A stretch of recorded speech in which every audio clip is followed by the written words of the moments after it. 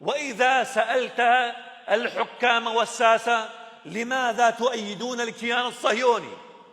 لماذا تجاملون الولايات المتحدة الأمريكية الشيطانية؟ لماذا؟ الجواب يأتيك من القرآن الكريم: فترى الذين في قلوبهم مرض يسارعون فيهم، يتسابقون لإرضائهم، يسارعون في إرضائهم. وإذا سألتهم عن سبب مسارعتهم لإرضاء هؤلاء الأنجاس المناكيد الملعونين، لماذا؟ يقولون: نخشى الانقلاب، نخشى إثارة الفتنة في بلدنا. وهذا ما ذكره القرآن الكريم. يقولون: نخشى أن تصيبنا دائرة بالمعنى السياسي المعاصر: الحصار الاقتصادي، الحصار السياسي، الحصار الإعلامي، الحصار المادي، الحصار العسكري، الانقلاب العسكري.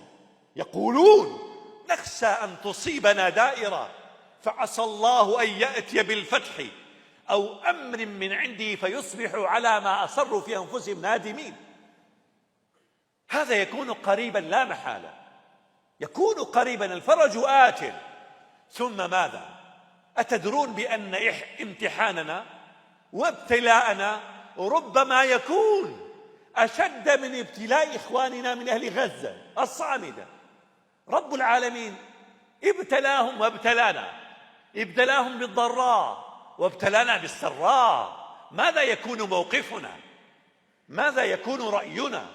كيف يكون دعمنا؟ هل نحن من المثبطين، من المشككين، من الذين ينتقدون إخوانهم عندما احترقت بيوتهم ويتركون الظالم الغاشم الغاشي الجائر فقط ينتقدون هؤلاء ويسكتون عن جور أهل الجور وظلم أهل الظلم وطغيان أهل الطغيان وبغيان البواغي والطواغي؟ يسكتون عن هذا؟ ماذا قال المولى؟ ولنبلونكم حتى نعلم المجاهدين منكم والصابرين. أين موقفنا نحن؟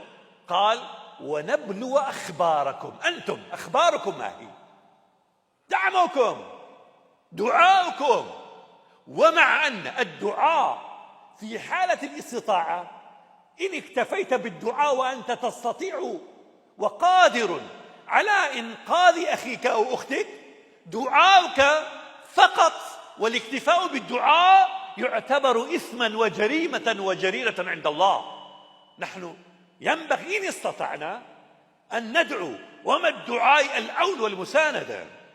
أرأيتم شخصا لطيفا يرى امرأة تغتصب تنتهك حرمتها وهو يكتفي بالدعاء والبكاء: اللهم استرها، اللهم احفظها، وهو قادر على إعانتها؟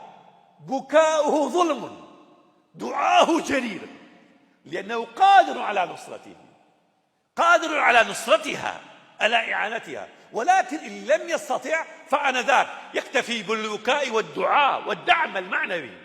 أسأل الله ألا يجعلنا من المثبطين، ألا يجعلنا من الذين لا يشعرون بآلام إخوانهم وأخواتهم. يا رب العالمين، أرنا في أعدائك يا رب العالمين يوما أسودا. اللهم زلزل عروشهم، اللهم زعزع صفوفهم، شتت قلوبهم. اللهم انصر إخواننا في كل مكان يا رب العالمين، انصر المضطهدين في كل مكان. أعد إلينا مجدنا، أعد إلينا سؤددنا، أعد إلينا حضارتنا، أعد إلينا سيادتنا، أعد إلينا ريادتنا، أعد إلينا رشدنا، أعد إلينا عزنا، أعد إلينا مجدنا. اللهم وحد قلوبنا، اللهم وحد صفوفنا، اللهم وحد رايتنا، اللهم وحد غايتنا. يا الله، يا الله، أنزل شعبي برحمتك على من شاء هذا المكان، على من صلى ويصلي في هذا المكان، على من خدم ويخدم هذا المكان. ولذكر الله أكبر.